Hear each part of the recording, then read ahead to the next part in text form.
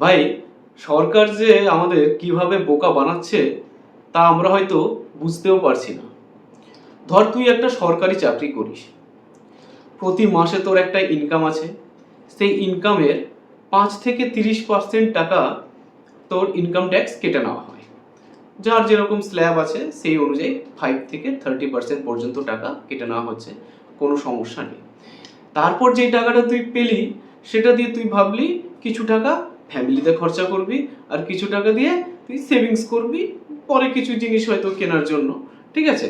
তো এবার যখন ফ্যামিলি খরচাতে আসছিস, তুই ফ্যামিলি খরচা কি, তুই ধর তেল, সাবান, শ্যাম্পু, চাল, আটা, এই সমস্ত জিনিস যখন কিনতে যাবি, সেগুলো ট্যাক্স দিয়ে কিনতে হচ্ছে, অর্থাৎ সরকারকে টাকা দিয়ে কিনতে হচ্ছে।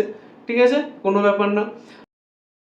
যে টাকা তুই সেভিংস করেছিস, সেই সেভিংস টাকা কোথায় করবি? এফডিতে, মিউচুয়াল ফান্ড, স্টক মার্কেট। তো তোর যা এক্সট্রা ইনকাম অর্থাৎ প্রফিট যেটা হয়েছে, তার উপর একটা পার্সেন্টেজ টাকা তোকে গভর্নমেন্টকে দিয়ে দিতে হবে। ওকে? তারপর সেভিংস করার পর যে টাকাটা তুই পাচ্ছিস, সেই টাকাটা দিয়ে তুই পরে জমিয়ে ভাবলি একটা গাড়ি কিনবো, শখ করে গাড়ি কিনবি। ঠিক আছে?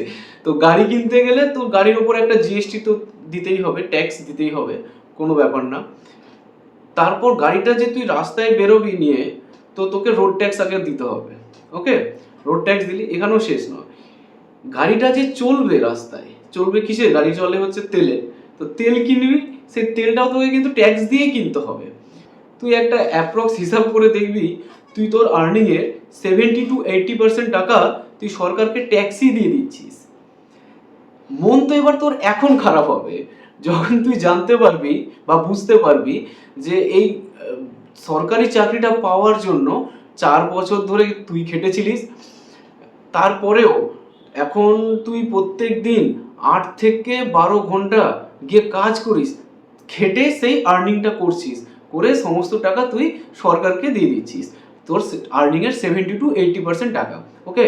আলটিমেট তোর কিন্তু কিছুই হচ্ছে না ভাই।